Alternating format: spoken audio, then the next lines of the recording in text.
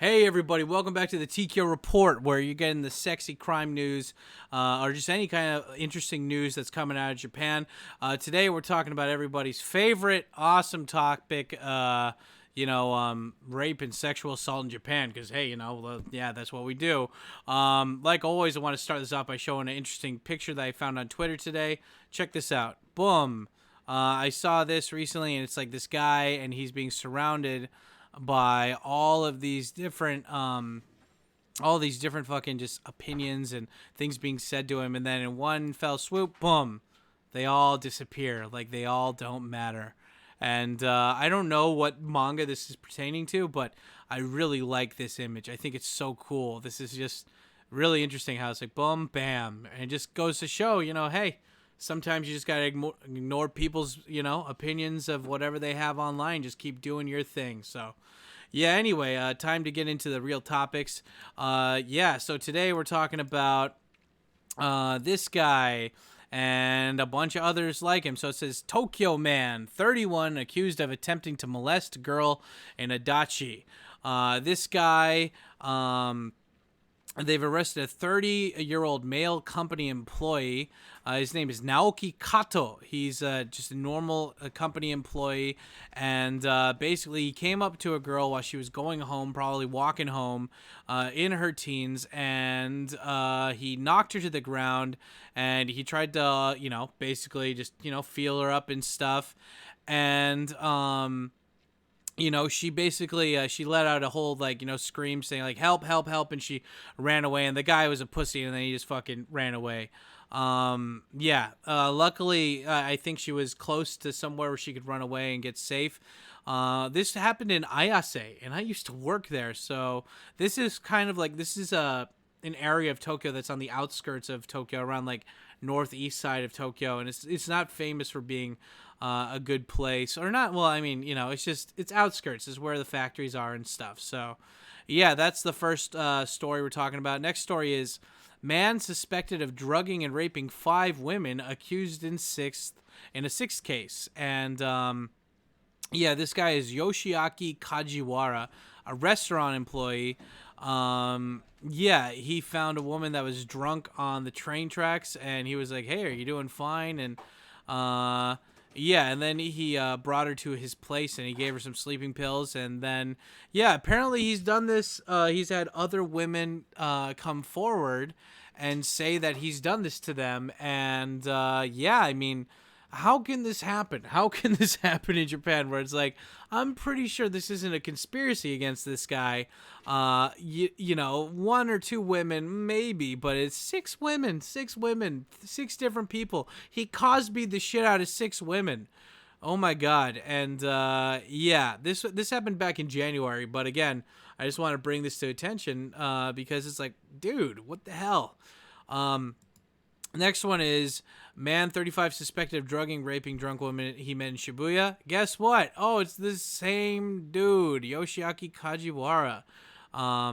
Again, like he just found this drunk woman. He got in a taxi. He brought her back to his place, and not only did he rape her, but he stole $700 worth of stuff from her too. So,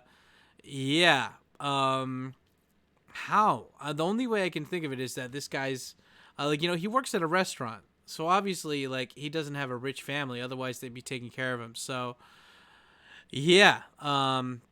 number 3 story, and he's part of it. So there you go. It's a part of 2 stories. Man suspected of drugging, raping 2 women, accused in a 3rd case. A 30-year-old man is in custody for allegedly drugging and raping 2 women last year, accused in a 3rd case. So anyway, this guy's name is Kenshiro Murata. He's a former employee of Recruit.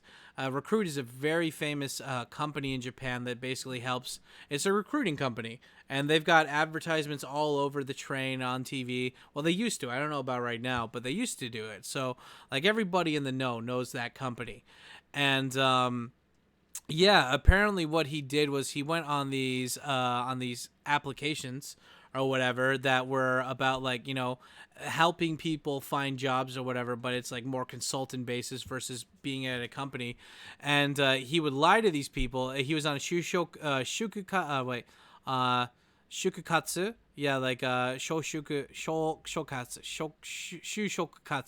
Anyway, basically he was on a job hunting application where he lied and said that that he graduated from a really, really, really famous, nice university that's really hard to get into. And then he would say like, I want to help you out, blah blah blah blah blah. And then he would get these women to go out to a bar with him, where he would get them a little bit drunk, and then yeah, he'd slip some sleeping pills into their stuff, and then he'd just bring them back to his place and fuck them. And then apparently once he got accused of this stuff, the police came and they checked out his phone, and they found out that he had done this to a bunch of women. He's only been charged for raping too, but he apparently, from what his phone said, did this to dozens of women. And yeah, just keep an eye out for this guy. Kenshiro Murata, that face. Yeah, dude, what a fucking piece of shit. Unfortunately, he's going to go to prison, and it's not going to be like American prison where he gets his shit pushed in. But yeah, this guy's definitely a douchebag of the video. Then another kind of interesting video story: Tokyo fertility clinic accused of tax evasion. I mean, fertility, sex, it's kind of the same thing.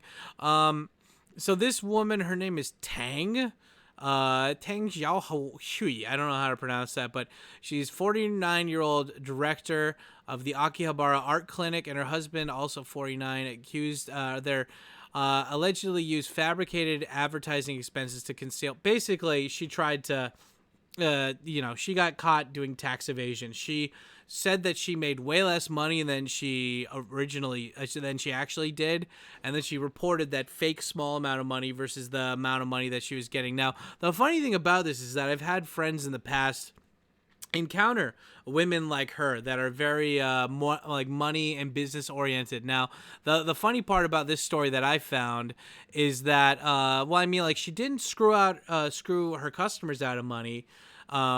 She just underreported how much money she made, but on top of that, like, did she spend any of that money on like a bag or like any kind of like expensive stuff? No, what she did was she used that money to get more home loan and like home loans to buy real estate to make more money, and she spent it more on investments, I'm guessing for tax, or like, what is it, like stocks or whatever, maybe some crypto. But yeah, she got in major trouble for tax evasion, and I don't know. It's funny because you always see how criminals are really stupid, and she made tons of money. Like this is 9 million yen is like 90,000 yen, so 19 million yen is like 190,000, and then like 19 million is like $1 million, like almost like a million, what is it, $200,000 or whatever. So she didn't report like over $1 million worth of what she made. And I don't know, you just gotta be careful, guys. That's how they get you. Al Capone style. We got two more stories here.